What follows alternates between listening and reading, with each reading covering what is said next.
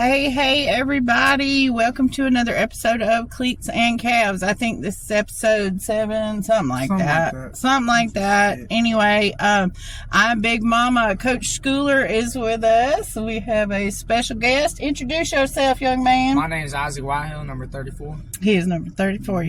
And we're giving him a ride home, so he happens to be here. So, today we are filming about hydration and nutrition. Right. Yes. So, Coach, we're going to talk about hydration first. How important is it for players to properly hydrate prior to play? Is probably the single most important aspect of physical preparation for a player in football. Oh, wow. So, and why is that so important? Well, several reasons. If you're not pre-hydrated enough, trying to get it done right before you play, it's not going to work. You're not going to absorb enough of it. It's not going to matter. So you're going to physically break down a lot sooner than you would if you were adequately hydrated. That is true. Other issues you've seen when you don't do enough, further duration away hydrating that's what causes the cramping. Mm-hmm. So you can slug all the water you want to right before a game. You'll probably get through the game, but you're likely going to cramp if you didn't start 24 hours in advance. Question about cramping. So, fellas out on the sidelines, all of a sudden they're running. The next thing you know, they're holding the back of the leg, the front of the leg, the groin, something like that. Okay, it's cramped. Obviously, it's cramped. Mm-hmm.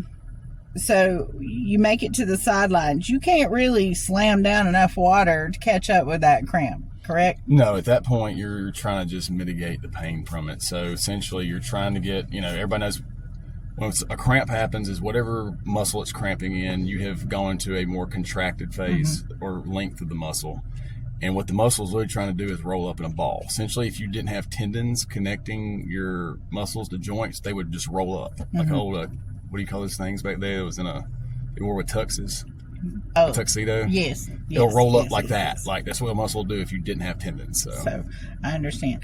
And actually, the cramp itself, the pain of the cramp is the buildup of lactic acid, which all has to do with the Krebs cycle and all that nasty stuff that I never ever thought I'd have to talk about again. That comes up nursing all the dang time. Yep. And mainly what lactic acid comes from is the breakdown of glycogen in the cell. So, may I comment about cramps? You may. If you're cramping, drink pickle juice. Pickle juice. So, or mustard or hot sauce. Hot sauce. Really? It's a mind mess up. You focus on how hot it is and all that kind of stuff like that. You forget. Oh, okay. So it interrupts the pathway, I guess. Get your electrolytes in. Well, I did consult the NFL play football guidelines for hydration, and this is what they recommended. Your players should drink 16 to 24 ounces of water 10 to 15 minutes before an activity. That seems like slamming it down a little right before. Yeah.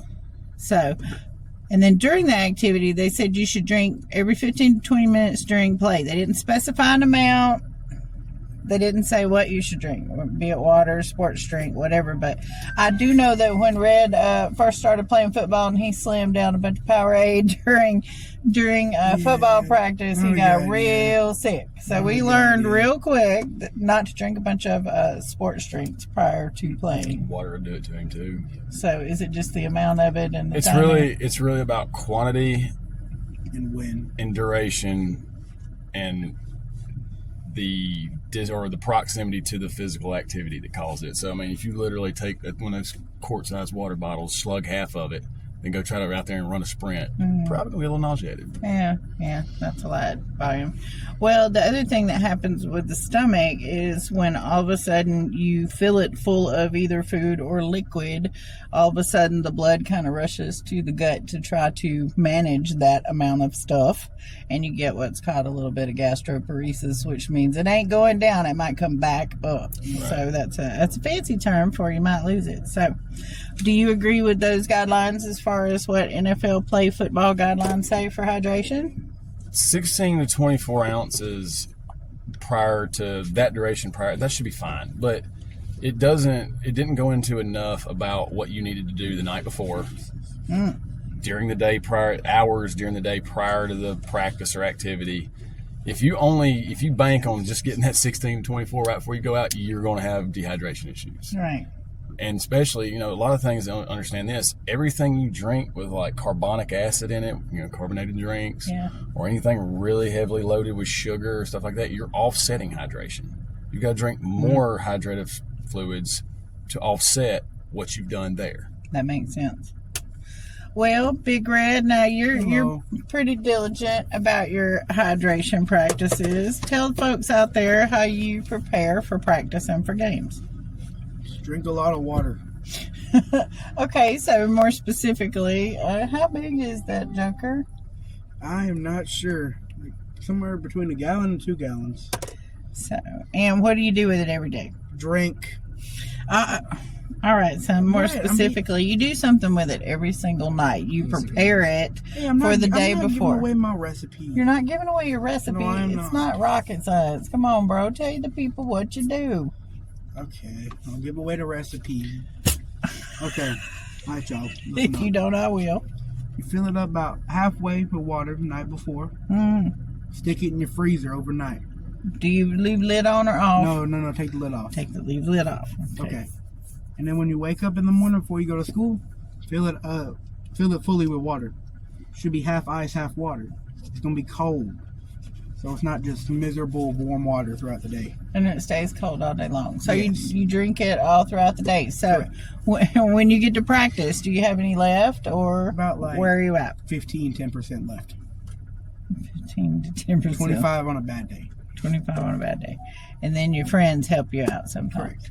So I've seen a lot of people drink out of that jug. So do you think that's enough, Coach, or is that too much? Because I've seen him drink too much sometimes. That's exactly what you need to do. He's getting about 1 gallon in throughout the day, before he gets to practice, and then he hydrates fairly decently at practice. He doesn't need to go the water as much as everybody else does because he's done what he needs to do prior to the activity. He's one, and I'll be honest with you, we got guys that do not do that efficiently or well, and we deal with it.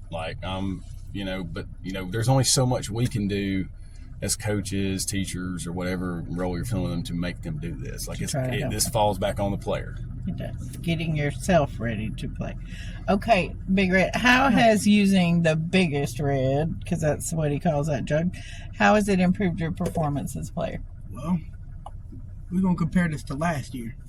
Last year, during drives, I felt like I was dying. You were dying? Dying. Is that what you said, I dying? felt like I was dying. I was not physically dying. No, I know that. But I didn't feel too good. Okay. My body hurt a lot. This year during drives, I'm fine. I can actually breathe, and I'm good this year. And how was it through the summer, even in the hottest part? Still got it.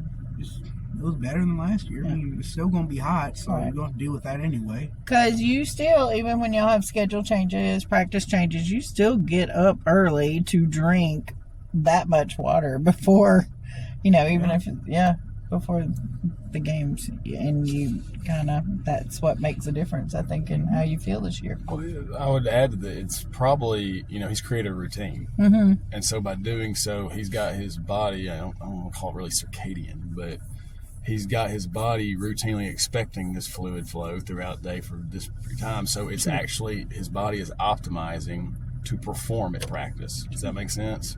It does. Cool. All right, Coach, let's get into nutrition. You've said before you learned about nutrition at age 12 or so from a coach. Well, it started and it was very, very, very basic. Very basic. But you said you learned something kind of profound then, but it made sense to you and you hung on to that. And I've heard you discussing diet and training plans with players. What do you wish players and parents knew about the importance of nutrition regarding an athlete's performance? Necessity, especially when we're talking about football, because football is a true contact sport. I mean, there's no disputing it and whatnot. And size, weight, strength, all these things help when you're engaging in contact. The difference is how much of the size, weight, and strength and how you move around and perform with it really has a lot to do with your nutrition. So, one of the biggest things I would say it's most important for parents to know is try to have an idea of how many calories your kids are getting in a day. That's one thing you can keep on of. I know one thing we have is there's guys that don't eat enough. It's clear they don't eat enough, and it's not on. This one's not on the parents not having it for them. This one's on the players not getting eating it it. done. I've seen that in some of the pregame meals because some of these kids, I want to give them like 2 or 3 rolls, and they won't even eat one carb. And I'm like, dang, y'all need to eat. And the thing is, I don't really think they're carb. I don't think there's really anybody's carb conscious. And as a teenager or on our team, at least they're hiding it if they are. That makes sense. Because if we heard that, we'd be like, you can't do that and play the sport. You can't be on a low carb weight loss diet. I mean, you can't be carb depleted because what I just tell you, where's lactic acid come from? The breakdown of glycogen. You don't eat carbohydrates, you don't get glycogen. Well, you ever heard of what they call the keto flu? Right. Going to football practice trying to eat a low carb diet, it's a great way to just throw you in keto flu instantly. Right. And you feel like crap. That's exactly what you're gonna feel like, but can also throw you into kidney failure too. Yeah, and another thing they don't realize too. What did we just talk about right before we talked about nutrition? So hydration, right? Yep. Guess what happens if you don't eat anything then try to drink water? It goes straight through you. So you're just basically a hydraulic pump or a pipe at that point, and you're going to go through all the problems that come with dehydration, whether you drink a gallon or 10 ounces. Right. It's going straight through. Yes. Not doing anything for you. So you got to fuel up for game day, but I think one thing that folks don't realize, and it's not emphasized in earlier when they're little athletes on into middle school, it becomes way more important in high school, and by then you don't have the good habits. So, but it really starts days ahead, not just the night before the game, not just a couple of days. You've got to hydrate properly all week. Right? So you need to eat a carb-loaded meal the night before the game. Yeah, not a bad idea. You don't, now when you say load, it does not have to be like... We're not talking about a pizza here. Yeah, it's got to be like As a matter a of fact, carb meal with some sense. Right, and pasta, I would say on pasta, keep it a little on the lower side the night before and go with something that's more primarily comprised of low glycemic carbohydrates the night before. Does that make sense? Okay. Those are the ones that take a little bit longer to burn off. They're not like your starches or anything like that. Would that be something like chicken stir fry with rice and veggies? Yes, those would be a little more on the low glycemic side. Sweet potatoes, I think bananas, stuff like that. Pasta is a little more high glycemic. Starches are high glycemic. Now those are fine those are fine in that 3 to 4 hour pregame before meal. the game. Yeah, because you're going to burn that up quick, so you're not going to be bogged down or anything by it. But you are going to need some of the other like carbohydrates we talk about from fruit and stuff like that before the game or before that activity as well. It's down here. Oh, my bad. Hold up, coach. All right, well, hold up. We'll get to the next one. All right, so you got it. Game day. You got to have proper breakfast, lunch, and snacks. Correct? Yes. So they need to get up, have some breakfast. Is there anything special for breakfast, or just it's not as when is not as important. Like as soon as you wake up or anything like that. The thing I would say focus on the most of is the caloric quantity and the caloric content you need.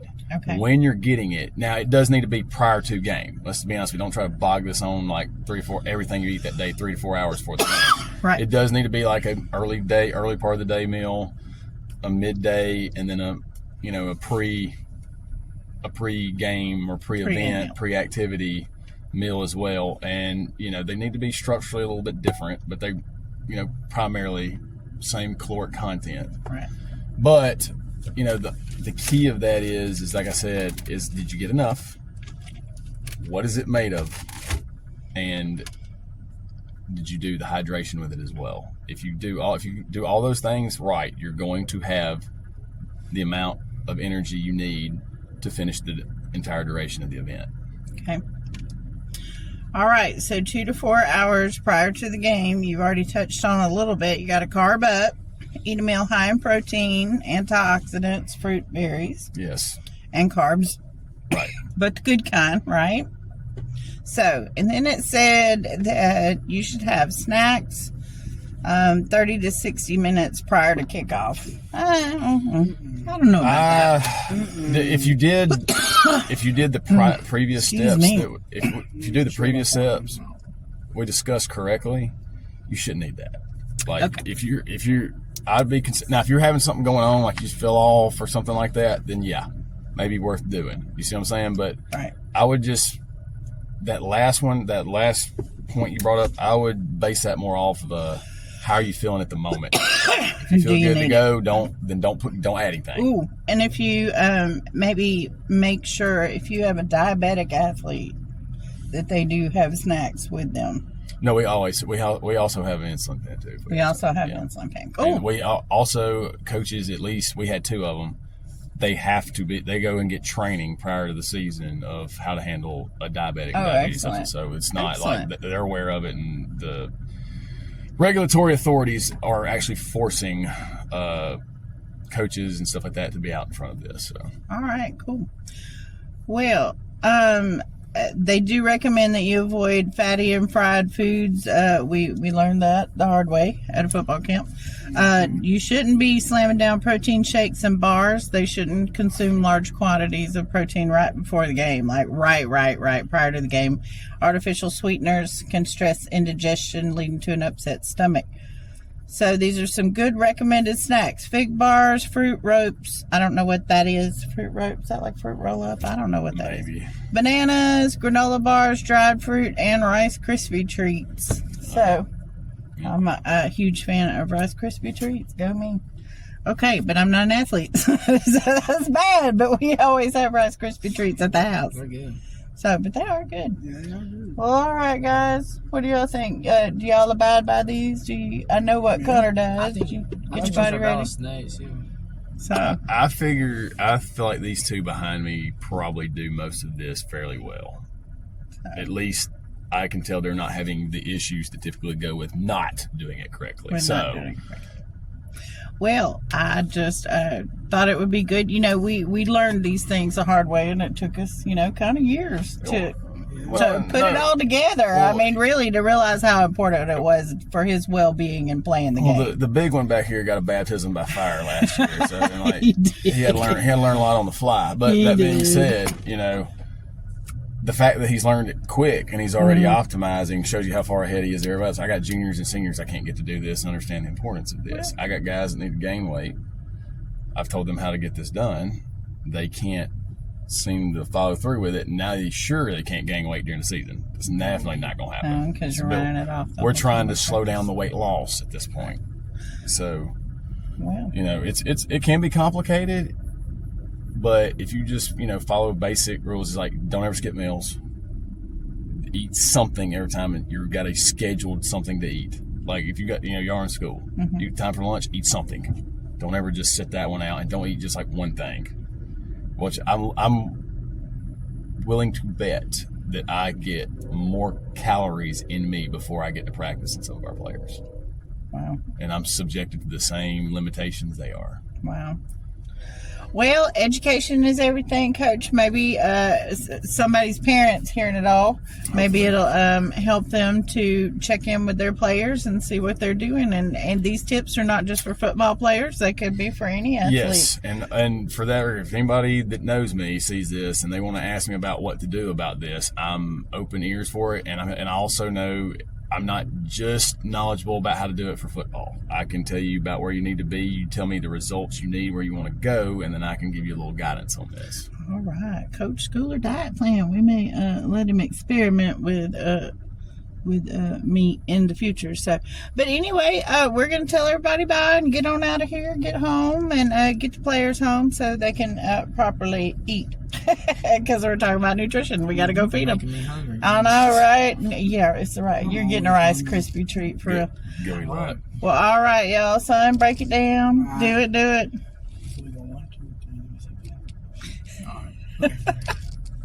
One, two, three, Panthers!